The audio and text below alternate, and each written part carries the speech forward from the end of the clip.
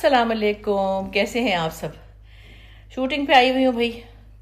आज वो रमज़ान प्ले की शूटिंग है और मेरे पास एक सीन का गैप था, तो मैंने क्या किया, ज़ारा ने खैर से अपना घर शुरू कराया, माशाल्लाह माशाल्लाह, असद और ज़ारा ने। तो उसकी वहाँ प्लॉट पे, हमारी लोकेशन के पास ही है, बल्कि इमार के भी पास है, तो वहाँ पे उन्होंने बिस्मिल्लाह करनी थी, पहली ईंट रखनी थी, वहाँ पे कुर्बान करना था वहाँ पे बकरा। तो उसने कहा खाला प्लीज़ आपके बगैर नहीं होगा। उसकी सास भी थी, उसकी नंदे भी थी, तो इधर से मैं ही थी, क्योंकि अस्मा तो यहाँ आ नहीं पाई, वो तो शूटिंग में इस्लामाबाद में, और अब्बास भाई भी नहीं आ सके। खैर सबको फ़ोन पे रखा उसने, और अल्लाह के फजल से अल्लाह में उनको रहना नसीब करे, खुशियों से, सुकून से। बड़ा अच्छा लगता है जब अपने बच्चे कुछ अचीव करें अपनी मेहनत से, और फिर अपनी मेहनत को खूब उसको वैल्यू भी करे, उसको इन्जॉय भी करे। देखिए, चीज़ें और घर और ये सब कुछ तो इंसान ज़ाहिर है सोचता है, चाहता भी है, बहुत से लोग चाहते हैं, और सबकी ख्वाहिश पूरी हो नहीं पाती। मसाइल इतने ज़्यादा हैं, और अल्लाह का शुक्र है कि हमारे बच्चे जो हैं, चलो मेरी बेटियों ने घर उस तरह नहीं बनाया, लेकिन मैंने बना दिया उनको, जो भी है अल्लाह के फजल से अपनी मेहनत से। वो और बात है कि उसमें जो चीज़ें गड़बड़ हुई, गलतियाँ हुई, और वो भी ज़्यादातर मुझे लगता है कि मेरी ही गलती है। अपनी गलती को बार बार कहती हूँ, अपने हाथ कटवाए मैंने। और दूसरे, बाहर के मुल्कों में ये अच्छे भी है लॉ, लेकिन बड़े खबीस लॉ हैं, कि अगर आप अपने बच्चे को कुछ दे देते हैं, तो वो चाहे आप उसको दूसरे बंदे के नाम करें या ना करें, वो उसको ऑटोमेटिकली मिल जाता है। अब जब भी हमारी लड़कियों को मिलता है, ख़वातीन को मिलता है, तो हम खुश होते हैं कि हाँ भाई देखो, शादी ख़त्म हुई तो आधा हिस्सा मिला, क्योंकि उस औरत ने जो भी औरत है जिसके साथ भी शादी, जिसकी भी टूटी हो, उसने उस मर्द को पूरा 20 साल या 25 साल या जो भी टाइम दिया, उसका घर संभाला, उसके बच्चे संभाले, उसका राइट बनता है, विच इज़ एक्चुअली राइट।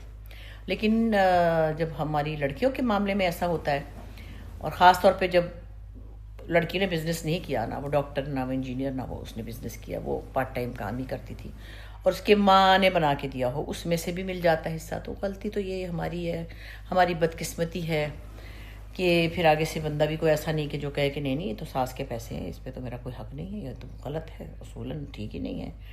नहीं, खैर बात कहाँ से कहाँ चली जाती है, मेरे दिल पे हर वक्त मुझे गुस्सा आता रहता है।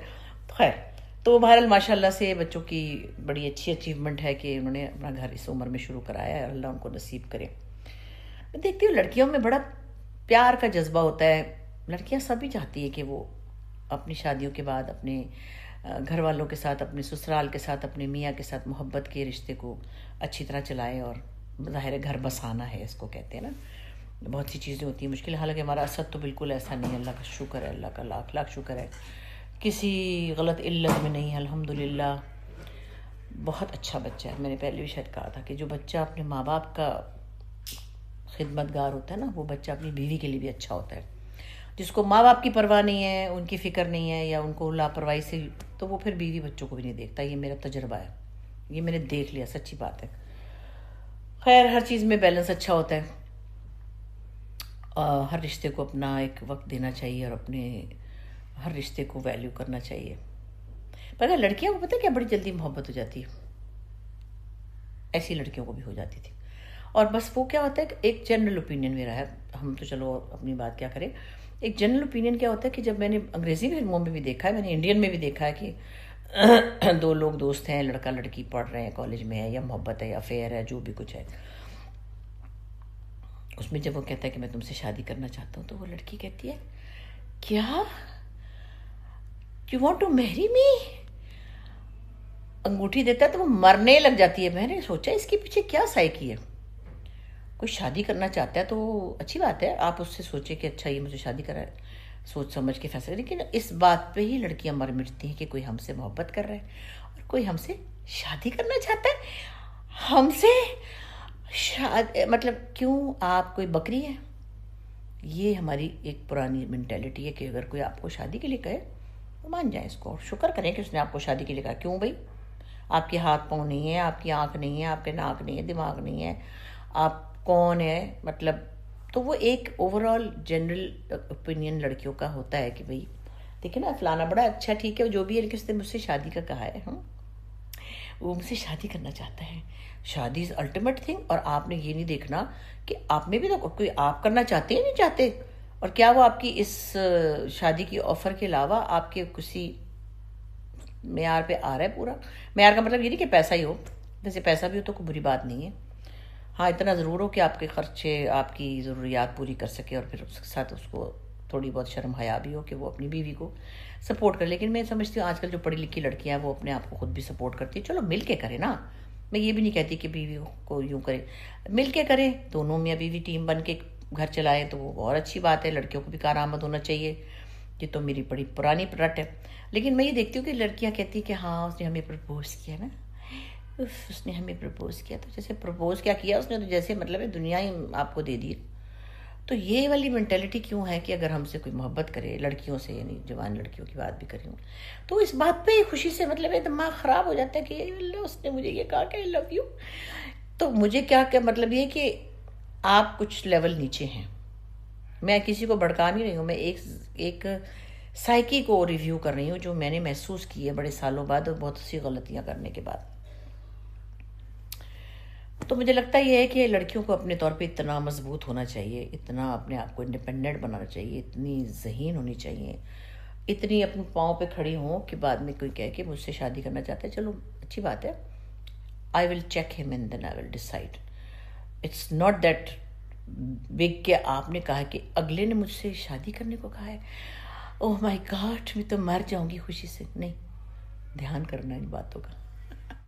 अब ये भी देख रही हूँ बहुत सारे लड़के भी मेरे सामने हैं, मतलब मैं नाम नहीं ले रही, और अब लड़कियां भी हैं जो कहने के हैं शादी से नहीं भाई, ऐसे ठीक है अकेले ही सही है हम तो, कि वो एक ऐसी कमिटमेंट में अब दोबारा जाने नहीं चाहते लोग। दूसरी शादी एक और मुश्किल कमिटमेंट होती है, ख़ासतौर पे जब आपके बच्चे हों। नहीं, अब तो बच्चे जिनके नहीं भी, उनको अकेले रहने की इतनी आदत पड़ चुकी होती है, वो कहते हैं हमें, एक मेरे जानने वाला यहाँ पे लड़का है जो काम कर रहा है मेरे साथ, वो कह रहा है मैं तो 10 साल से अकेला रह रहा हूँ, मैं तो सुकून में आ गया हूँ, मुझे कोई।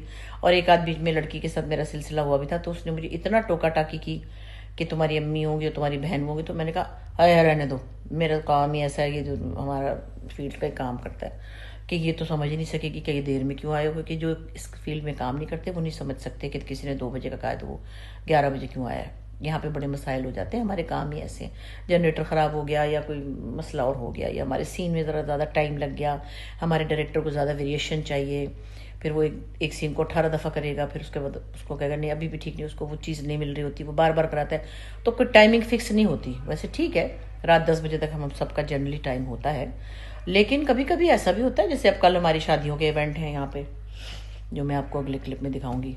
उस शादियों के इवेंट में इतना देर लगेगी, सुबह के 3-4 बज जाएंगी। जो आप शादियाँ देखते हैं ना ड्रामों में, अरे हाय हाय हाय हाय हाय, कुछ ना पूछे, सुबह के 4-4 बजे घर आ रहे होते हैं, फिर उसके बाद अगले दिन, फिर अगले दिन भी होता है, वो 3-4 दिन के लिए कोई जगह ली जाती है और शादियों के इवेंट होते हैं जो कि आपको देखने में अच्छे लगते हैं। तो उसमें कोई नॉर्मल इंसान, यानी दूसरे किसी फील्ड का हो, कोई लड़की बैंक में काम करती हो या कोई लड़का ही कोई मतलब किसी कंस्ट्रक्शन कंपनी में काम करता हो, कहेगा ये क्या बकवास है, ये कौन सा काम है जिसमें सुबह 4 बज रहे हैं, ये तो अजीब सा काम है भाई, तो लड़ाई हो जाएगी। तो समझने में बड़ा टाइम लगता है, मतलब समझ जाते हैं कई लोगों के हस्बैंड या बीवियां जो हैं वो दूसरे फील्ड से भी होती हैं तो समझ जाती हैं, लेकिन वो फील बड़ा करती हैं, लोनली हो जाती हैं, सारी शाम में बैठी जी, ये तो आया ही नहीं, मैंने खाना भी अकेले खाया फलाना, ये वाली चीज़ें नहीं होती शो बिजनेस के लोगों में, बड़े बखरे टाइप होते हैं हम लोग। अब जैसे हुसैन साहब 3-3 महीने के लिए चले जाते हैं, कभी 3.5 महीने, अच्छा मैं भी चली जाती हूँ उधर को बच्चों के पास या अपना टूर करने, उसमें ना तो वो मुझे कोई ताना मारते हैं ना मैं उनको ताना मारती हूँ कि ये क्या बात हुई भाई, आपने यहाँ ही रहना है, ये कोई बात नहीं। हालांकि वो बेचारे ग्रीन टी वाले बहुत अच्छे हैं, वो बार बार कहते हैं कि आपको हमने फिर यहाँ प्रोजेक्ट करा दिया, आप नाराज़ हो रही होंगी। मैंने कहा नहीं, मैं नाराज़ नहीं होती, वो आते जाते भी रहते हैं, बीच में कभी 1-2 दिन को आ गए, गैप आ गया, फिर चले गए। दूसरे मैंने कहा ना कि हम अब एक मैच्योर एज में हम ऐसे नहीं कर सकते कि तुम अब वहाँ काम नहीं करना, अब यहाँ करना है। जहाँ उनको काम अच्छा लगेगा, जहाँ उनको इज्जत से प्यार से लोग काम पे बुलाएंगे, मैं तो कहती हूँ ज़रूर जाएँ, ज़रूर करें। जहाँ उनकी बहुत वैल्यू है, जहाँ उनके काम को बहुत सराहा भी जाता है, यहाँ पे भी हैं। लेकिन अब जहाँ वो कहते हैं ना दाना पानी हो, मैं तो नहीं कह सकती कि भाई आप यहाँ से वहाँ क्यों गए, वो भी नहीं कहते कि लो आप तो जब दिल चाहता है उठ के चली जाती हैं अपने बच्चों के पास या आप टूर पे चली जाती हैं, नहीं नहीं नहीं नहीं। तो एक दूसरे को टीज़ करने के लिए शादी नहीं करनी चाहिए, एक दूसरे को फैसिलिटेट करने के लिए चाहिए। और बहरहाल हमारे पास चूँकि बच्चों की जिम्मेदारियाँ नहीं हैं, वो बात भी है कि हमारी लाइफ में कुछ चीज़ें अब एक जगह पे स्टेबल हो गई हैं। लेकिन बच्चे भी हो ना आपके, और अगर आपकी बीवी बहुत ज़्यादा बच्चों का काम ड्यूटियाँ दे रही है, जो कि देती हैं, ज़्यादातर बीवियाँ ही देती हैं। अब कुछ कुछ लड़के हैं जो थोड़ा बहुत बच्चों को ले भी आते हैं स्कूल से। पहले तो सारा कुछ बीवियाँ करती थी, नौकरी भी कर रही हैं, खाना भी पका रही हैं, बच्चों को भी देख रही हैं, ट्यूशन भी कर रही हैं, खाना उनको लेके भी आ रही हैं, उनको छोड़ के भी आ रही हैं, मतलब सब कुछ अकेले, सिंगल पेरेंट। एक बंदा नहीं करता था, अच्छा चलो वो बात नहीं, मेरे अब्बा ने भी कभी नहीं किया, लेकिन मेरी अम्मी नहीं हमें लाती छोड़ती थी। हम तो बस में जाते थे भाई, खुद ही आ जाते थे, खुद ही चले जाते थे। हाँ, पढ़ाई के टाइम पे नीलमबाजी कहती थी क्या पढ़ी हो, होमवर्क क्यों नहीं किया, इम्तहानों में कितने दिन रह गए, तो वो भी था। लेकिन मोस्टली अब जो ख़वातीन हैं जिन्होंने अकेले सब काम करने हैं, और आदमी कहता है जी मैं नहीं कर सकता, नो मैं तो जा रहा हूँ फलाने मीटिंग पे, चाहे वो 50,000 कमा रहा हो और बीवी चाहे 5 लाख कमा रही हो, उसने कहना मैं नहीं कर रहा, मैं मुझे पसीना आ जाएगा, मैं तो दफ्तर में बैठा हूँ, जाए आप कर लें, जब जो मर्जी कर लें। तो वो फिर बड़ी बुरी बात हो जाती है। वो क्या होता है, एक क्या कहते हैं, गाड़ी के 2 पहिए होते हैं ना, एक पहिया स्कूटर का लगा होता है, एक पहिया ट्रक का लगा होता है, फिर वो गाड़ी ऐसे ऐसे चलती है, ऐसे ऐसे लुढ़क लुढ़क के तो अब ये सारी बातें करके लोग कहेंगे खुद ने तो दूसरी शादी कर ली, अल्लाह की कसम मैंने तो करनी ही नहीं थी, मुझे क्या पड़ी थी, मुझे क्या ज़रूरत थी, बिल्कुल नहीं थी ज़रूरत। मैं आराम से आपको बता रही हूँ, अब मैं 10 साल तकरीबन मैं अकेली रही हूँ, घर में साथ रहते हुए भी मैं अकेली थी, कई साल तक हम बोलते नहीं थे आपस में। खैर उसके बाद मैं चली ही गई वहाँ से। तो मतलब ये कि मुझे कोई किसी आदमी की ज़रूरत महसूस नहीं होती थी, और मुझे इस बात का भी धड़का था कि कोई और आएगा तो वो पता नहीं क्या कहेगा, तो मुझे क्या पड़ी है, और ना ही कोई आया, अल्लाह का शुक्र मैं उसे हिसाब से कहती हूँ, है मेरे पीछे तो कोई भी नहीं आया, क्योंकि मैंने किसी को बताया भी नहीं था। 15-18 साल हो गए इस बात को। और दूसरे के शुक्र है कोई नहीं आया, किसी ने मुझे फ़ोन पे छेड़ा भी नहीं, मेरे तंग भी नहीं किया, मेरा पीछा भी नहीं किया। मुझे बक में फंसना पड़ जाता तो मैं उससे परेशान होती। तो वो भी एक अल्लाह की ब्लेसिंग ही है कि आपको खामखा लोग तंग ना करें। खामखाई हाँ, हसीन नहीं हूँ मैं, मशहूर बहुत हूँ आ सकते थे लोग, लेकिन उनको पता ही नहीं था कि ये, मैंने नाम भी नहीं बदला था। तो एनीवे, तो वो तो अल्लाह की कुदरत है। मेरा डायरेक्टर भी कह रहा था कि आपा अल्लाह ने आपका बड़ा अच्छा इंतज़ाम किया है, कि तो खुद ही से आ गए हुसैन साहब, और पता नहीं क्या ही हुआ, मुझे तो समझ ही नहीं आई कि ये क्या हुआ, क्योंकि ये तो मेरी किसी मतलब दूर दूर दूर दूर तक मेरे वहमो गुमान में नहीं था कि मैं अब at this age I would go for another marriage. अब मेरे बच्चे बड़े हो गए थे, उनके बच्चे भी बड़े हो गए थे, मुझे क्या पड़ी थी। लेकिन अल्लाह के प्लान होते हैं, हमारे नहीं होते। हमारे प्लान में कुछ था ही नहीं है, और वो भी पड़े थे अकेले कहीं, पता नहीं 7 साल हो गए थे उनकी डिवोर्स को, शायद मुझे याद पड़ता है। वो भी कह रहे थे मैंने नहीं करनी शादी, उनकी अम्मी उनको रिश्ते दिखा रही थी, कोई बड़ी अच्छी लड़की है, लेडी डॉक्टर है, AA में है, फलानी बड़े दीनदार घराने से हैं, उनके यहाँ ये बहुत है। तो वो कहते थे नहीं नहीं नहीं, मेरा तो काम ही ऐसा, मुझे तो टाइम ही नहीं है किसी के लिए, तो मैं किसी की नॉर्मल बेटी को ला के परेशान नहीं कर सकता, क्योंकि जो दीनदार डॉक्टर बेचारी होगी उसको क्या पता, ये आदमी सुबह के 4 बजे आया, या इसने क्या लिख रहा है, बैठा हुआ लिख रहा है पता नहीं, अभी भी लिख रहे हैं बैठे हुए घर में। एनीवे, ये सब अल्लाह के प्लान होते हैं, किसी इंसान के बस में ये नहीं है, ना कोई प्लान कर सकता है। पर अल्लाह का बड़ा ही शुक्र है, अल्लाह का प्लान बेहतरीन था। एक तो सर पे सवार नहीं एक दूसरे के, ना एक दूसरे को तंग करते हैं, ना एक दूसरे को टीज़ करते हैं। अब मैं आ गई हूँ, वो थोड़ा रेस्ट कर रहे थे, क्योंकि वो 2-3 दिन पहले हमने एक शूटिंग की थी, बहुत हेक्टिक थी, इतनी कि मेरी अभी तक मेरे कमर कंधे टूटे पड़े, बहुत मुश्किल थी वो जो हमने बस तफसील नहीं बता रही, उनका हुसैन साहब का लिखा भाई किया था, इकबाल हुसैन का। तो फिर वो भी थोड़े से ना ओवर टायर्ड से हो गए, तो कुछ उनको हल्का सा फीवरिश फीलिंग हो रही थी।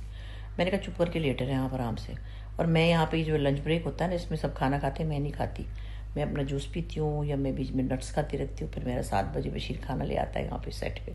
वैसे भी ये लोग बहुत पूछते हैं बेचारे क्या खाएंगे, मैं क्या खाऊँ, आप मुझे बताएं मैं क्या खाऊँ, मैं बर्गर कैसे खाऊँ रोज़ाना, मैं कैसे खाऊँ रबड़ की रोटी के कबाब रोल, नहीं हज़म होते मुझसे, और मैं क्यों खाऊं, मेरे घर के करीब ही है, मैं उसको कहूँगी बेटे तो ये ले आ, तो वो ले आएगा फटाफट। मेरे घर से कभी गोभी गोश्त आ रहा है, तो कभी वो दाल चावल आ रहा है, तो कभी वो जो भी घर का खाना है मुझे पसंद है, मैं कहती हूँ आज ये पका ले, आज वो दे दे।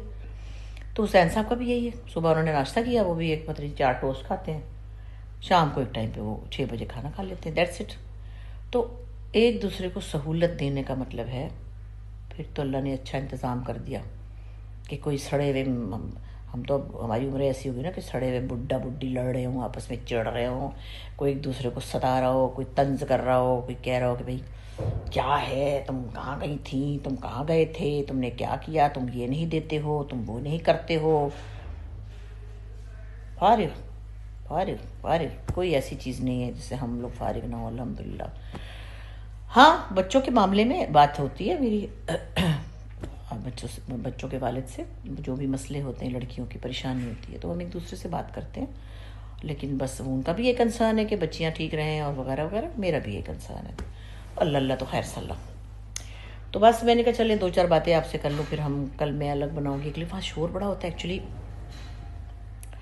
इतना शोर होता है कि वो कोई अच्छी वीडियो नहीं बनती मेरे से। ऊपर से सबकी अपनी अपनी एक लाइनें याद कर रहे हैं, कोई सीन कर रहे हैं, उसमें से मैं अपनी वीडियो बनाने बैठ जाऊँ, मुझसे तो ये होता नहीं है। देखूंगी ट्राई करके, कल बशीर को कहूँगी चल भी तो खड़ा हो जाके बेटे थोड़े से क्लिप बना ले, देखते अगर आपको अच्छे भी लगेंगे थोड़े से दिखा देंगे। अल्लाह का शुक्र है कि हमारा काम बहुत अच्छा स्मूथ जा रहा है। ठीक है, टफ़ है लेकिन स्मूथ जा रहा है, अल्लाह का शुक्र है। सबकी तबीयत ठीक है, शुक्र है कि काम का स्केड्यूल बिल्कुल प्रॉपर है। दूसरे प्रोजेक्ट को भी हम टाइम दे रहे हैं ठीक से, इनको भी मैं टाइम दे रही हूँ ना। इनको उनकी वजह से कोई परेशानी हो रही है ना उनको हो रही है, थोड़ा बहुत ये लोग मैनेज भी कर लेते हैं, इस मामले में बड़े अच्छे हैं। तो मैं आज सुबह यही कहती थी कि अल्लाह तेरा कितना शुक्र है कि तूने मुझे काम में भी सहूलत अता फरमाई है। ये भी बड़ी बात है, आप कोई भी काम करें उसमें आपको सहूलत अता फरमाए अल्लाह मियाँ, ये एक अलग शुक्रिया है। बहुत सारे शुक्रिया हैं, अभी बताती हूँ। उसमें से ये वाला शुक्रिया भी है। मैंने क्या किया, वो जो आंवले का लड्डू था ना वो मैं यहाँ लाती तो वो पिघल सा जाता। फिर मैंने कहा बशीर तू ये काम करके तू ऑरेंज जूस में और अनार में वो मिला के मुझे दे दे। ओए होए होए, मैं तो मतलब है सोने का जूस ही पी रही हूँ अब इसमें इतना ये मज़ेदार भी हो गया है, और मैं इनका इश्तिहार नहीं चला रही पानी वालों का। ये देखिए अनार और इसमें फिर लेमन, अदरक, और वो जो मैंने बनाया था आंवले का लड्डू, मतलब आंवले का सारा जो मैंने बनाया था उसके साथ चुकंदर के साथ वो इसमें मिला लिया। इतने मज़े का हो गया। आप लोग भी किया करें। मैंने फिर भी कहा ये सब चीज़ें ना भी हों, आप चुकंदर में अदरक मिलाएं, नींबू मिलाएं, वो पी लें, गाजर मिला लें, गाजर भी है इसमें।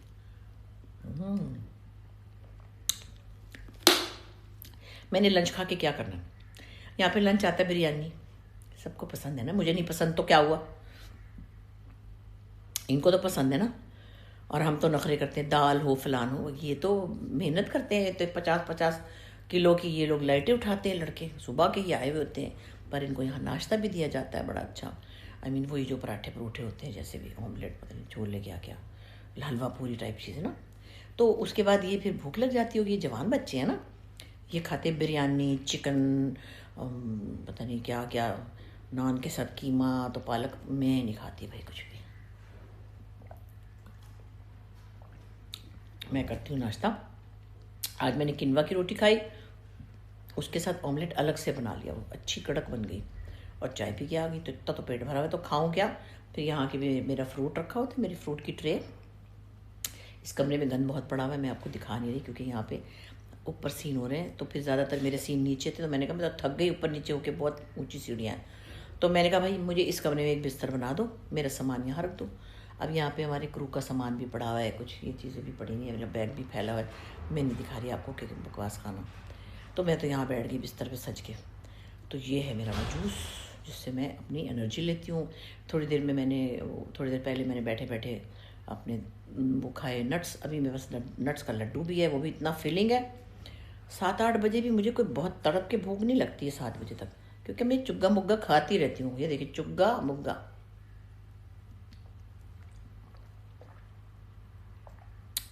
तो बता ही रही हूँ लड़कियों, बच्चियों, इस बात पे ना मर जाया करें कि हमें किसी ने शादी के लिए प्रपोज किया। उफल्ला, कौन है वो भाई, पता करें। आपके माँ बाप को चाहिए वो पता करें।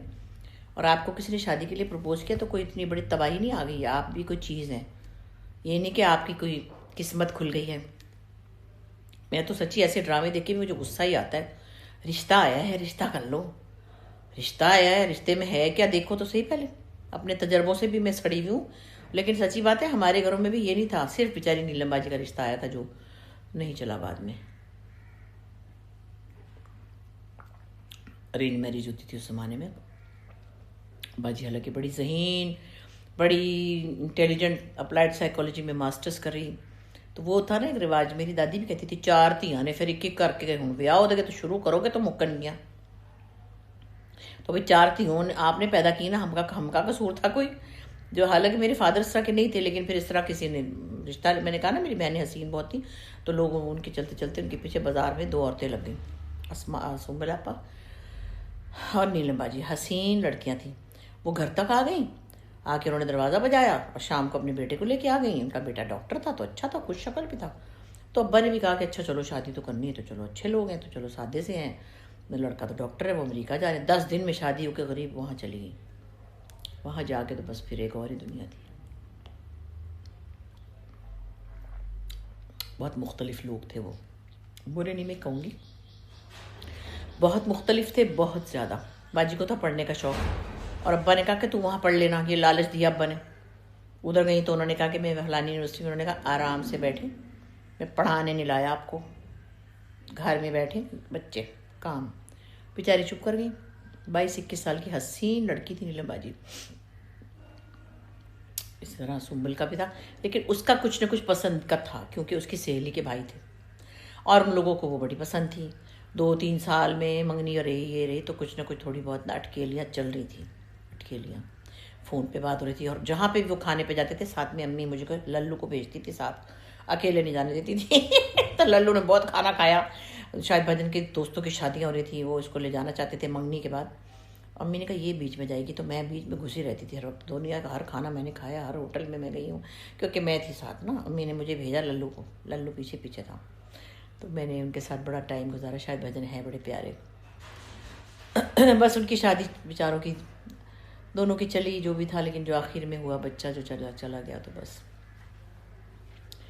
हमारी शादी भी समझ लें ऐसी ही थी। बस 3 महीने में शादी हुई थी, मंगनी टूट गई थी खालाजाद भाई से, तो फिर शादी हो गई 3 महीने में। ना उनको समझ आई होगी ना मुझे आई होगी। मैं कभी 20-21 साल की थी, वो 26-27 साल के थे।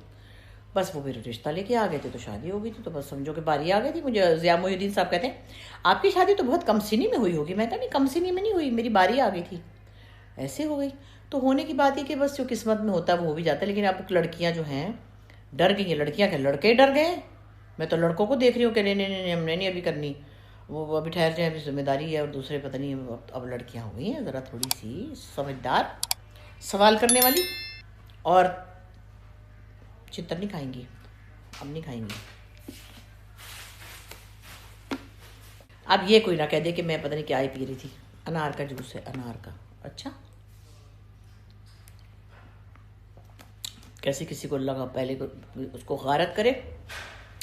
जिसने लिखा मैं मक्खन खा के करती ना, बड़ा नशा आ रहा है मक्खन का, उनने लिख दिया कि बुशरा अंसारी नशा कर रही थी ना। इस तरह के लोगों को लग रहे वो गटर में गिर के मर जाए।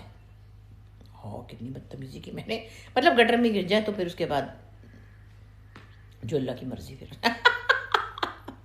ऐसे गंदे लोग जो ये बातें करेंगे फिर उस खान से मेरी शादी खुदा न खास्ता मेरा बच्चा है, तो ये गटर लोग हैं, ये तो खुद ही गटर हैं। हाँ, ये तो गटर में से निकले ये कॉकरोच। ये जो ऐसी बातें करती है ना, वो गटर के कॉकरोच होते हैं। गटर में कितने कॉकरोच होते हैं, मैंने देखा था एक दफ़ा। मेरी एक कज़न थी, चलते चलते गिर गई थी, और जब उसको निकाला था, बहुत पुरानी बात है, स्वीटा मेरी मामूजाद बहन, उसके ऊपर सारे कॉकरोच चढ़े हुए थे। मैंने बचपन में ये खौफनाक मंजर देखा था, सुना था। तो ऐसे लोग खुद ही कॉकरोच हैं जो खुद गटर में से निकल के और फिर ये सोशल मीडिया पे बातें कर रहे होते हैं। ये याद आ गया मुझे। तो गटर में वो गिर भी गए तो क्या हुआ, उनका अपना घर है, वो गटर में से निकले तो गटर में चले जाएंगे इंशाअल्लाह ताला। तो मैं जनाब अभी यहाँ पे हूँ, फिर मैं मेरे अभी 3-4 सीन और हैं, और फिर मैं जाऊँगी। हुसैन साहब की तबीयत थोड़ी सी ज़रा अच्छी नहीं है, मतलब ज़रा से मेरे ख्याल फटीग्ड हो गए, थके पड़े। चुप करके कल भी लेटे हुए थे, आज भी सुबह कहते हैं बस मैं थक गया हूँ ज़रा, बस मैं रेस्ट कर रहा हूँ। मैं कहा हाँ आप इतना काम भागने भाग दौड़ने वाला काम है, आप सोच नहीं सकते डायरेक्टर का काम। ये भी हमारा डायरेक्टर जो जिसने जमा तकसीम बनाया था ना, ये अली हसन, ये भी जान लगा देता और जान निकाल भी लेता है। 28 दफ़ा कराएगा, आपा वो वाला एक्सप्रेशन ज़रा दे दे, आपा वो वाला एक्सप्रेशन, फलाने 10 दफ़ा बुलाएगा। मैंने कहा बात सुनो, सीढ़ियाँ चढ़ा चढ़ा के उतार उतार के मुझसे सीन करवा रहे हो। कहता है मैं भूल गया था आपा, आपको देख के नहीं लगता कि आप जो है वो थकेंगी। मैंने कहा भाई सीढ़ियाँ बहुत ज़्यादा है, तुम लोगों ने मेरी कल चूल्हे हिला दी अभी 5-6 दिन पहले। मैंने कहा हाय, मैं तो घर जाके सोचा मेरे साथ हुआ क्या। कहने लगा आपा आपके 12 सीन थे, सारे सीन ही आपके थे, और मुझे याद ही नहीं रहता कि आपको नहीं कहना कि 10 दफ़ा उतरो। वो वाला आपका इमेज ही नहीं है ना, आपका वो और है, आप तो बहुत तेज़ चलती है। मेरे अल्लाह मियाँ ऐसे ही रखना, अल्लाह का शुक्र है सब ठीक है। लेकिन भाई वो इतनी इतनी बारीक चीज़ें देखता है, इतनी इतनी, तो डायरेक्टर ऐसे ही होते हैं। हुसैन साहब भी ऐसे, अल्लाह इन्होंने हमारा मेरा और जावेद का कचूमर निकाल लिया। मतलब 6 दिन का काम हमने 2 दिन में किया। मैं तो ऐसी थी ना, हाय हाय हाय, मैंने बूट पहने हुए थे, पाँव मेरे दुख रहे थे, सर पे मैंने कस के पोनी बनाई हुई थी, और साड़ियों में भी थोड़ा सा आपको टाइट पहनना पड़ता है ना, पेटीकोट उसमें। फिर इसके अलावा अगले दिन मैंने बूटों के साथ वेस्टर्न कपड़े पहने थे, तो मतलब और 2 दिन थे मुश्किल से, उसमें उन्होंने बहुत से सीन निकालने थे। चलिए खैर, ये तो हमारी टेक्निकल बात है। और एक बात और मैं कहूँगी कि जो हमारी बहनें बहुत दीनदार हैं, अपने तौर पे वो परफेक्ट होंगी, शायद हिजाब भी लेती होंगी, शायद 5 वक्त की नमाज़ पढ़ती होंगी, मैं भी पढ़ती हूँ वैसे, लेकिन शायद वो इंसान इतनी परफेक्ट ना हो, क्योंकि मुझ में भी 10 खराबियाँ आप में भी हैं। हर वक्त तलकीन ना किया करें, हर वक्त नसीहतें ना किया करें, हर वक्त ये ना बताया करें कि आपको ज़्यादा अकल है और मुझे कम अकल है। मुझे बहुत पता है, और मुझे भी पता है कि मुझसे क्या क्या कोताहियाँ होती हैं। आप कोई नहीं होती मुझे बताने वाली कि आपने ये नहीं करना था, आपने वो नहीं कहा। और जो मैंने बिंदी लगाई हुई थी, भाई मैं हिंदू का कैरेक्टर कर रही हूँ, आपको क्या तकलीफ़ है, आपको क्या प्रॉब्लम है। आपने गेटअप में देखा होता है, कोई मौलवी भी बना हुआ होता है, भी मतलब है कोई, मैं हिजाब वाले रोल भी कर सकती हूँ, करती हूँ। मैं पहले पता नहीं क्या क्या रोल करती रही हूँ। मैं जमादार भी बनी थी, मैं मलका भी बनी थी, मैं शहजादी भी बनी थी, मैं हिंदू भी बनी थी, मैं सिखनी भी बनी थी। आपको क्या तकलीफ़ है? आप अपनी चोंच बंद रखा करें। अगर आपको तमीज़ नहीं है ना कि कोई आर्टिस्ट एक्टर जो है वो अपने रूप बहरूप बदलता है अपने काम के सिलसिले में, और बिंदी लगाने से कोई अपना मज़हब नहीं बदल लेता। अच्छा, मैं बिंदी बहुत लगाती थी पहले, बहुत लगाती थी। यहाँ पे कोई अल्लाह ना करे बिंदी के अंदर कोई लफ्ज़ नहीं ऐसा लिखा हुआ जो खुदा न खास्ता हमारे दीन से बाहर हो, कोई बुरी गाली नहीं लिखी हुई उसके ऊपर। एक जेवर की तरह हम पहनते हैं, गले में हार पहनते हैं, यहाँ पे नथनी पहनते हैं, यहाँ पे ये नाक में कील पहनते हैं, तो बिंदी लगाते हैं, वो लगाएं। और मुझे अच्छी लगती थी बिंदी, बहुत मुझे बड़ी पसंद थी, मैं बहुत पहनती थी। मैं तो स्कर्टें पहनती थी। आप जाए मुझे दोज़ख में फेंक दें, आपकी मर्ज़ी है। तो ये अपनी ज़रा चोंच बंद रखा करें। आज मैं आपको अच्छी तरह सुनाऊँ, मुझे बहुत दिन हो गए देखते हुए, इंस्टाग्राम पे भी लिख रहे हैं, इधर भी लिख रहे हैं, इसने तो पता नहीं अल्लाह को मुँह नहीं दिखाना, ये तो हिंदू बनना चाहती है। अरे भाड़ में जाओ तुम लोग को तमीज़ ही नहीं है। जिसको तमीज़ नहीं है ना, कि वो ना देखे फिर मेरे व्लॉग, ना देखे हमारे कैरेक्टर्स, ना देखे हमारे ड्रामे। आपने देखा उन लोगों को इंडिया में जो फिल्में बनती हैं, सिख भी बनते हैं वो लोग, हिंदू पाकिस्तानी बनते हैं, मुसलमान बनते हैं, वो पता नहीं आँखों में सुरमा लगाया होता है, वो कल में भी पढ़ रहे होते, तो भाई वो कैरेक्टर कर रहे होते हैं। उनको कौन से, उनकी कोई मंदिर में जला देंगे वो लोग, उनकी कोई आरती, उनको कोई क्या कहते हैं शमशान घाट में, वहाँ नहीं है ये जहनीत। जब हम कोई कैरेक्टर कर रहे हैं, मैं शायद अंग्रेज़ भी बन जाऊँ कभी। मैं बंगालन बनी थी, बांग्लादेश की बनी थी, मैंने बंगाली बोली थी उसमें, मैं फ़ारसी में गाना भी गाती हूँ। आप कौन होती हैं जाहिल की दिमाग रखने वाली? आप कौन होते हैं ये कि ये तो हिंदू बनना चाहती है, इसने बिंदी लगा ली है? अरे भाई हद करते हो तुम लोग भाई। तो इस बात पे मुझे बड़ा गुस्सा चढ़ता है। अपना मुंह बंद रखा करें। हाँ, अल्लाह हाफिज़।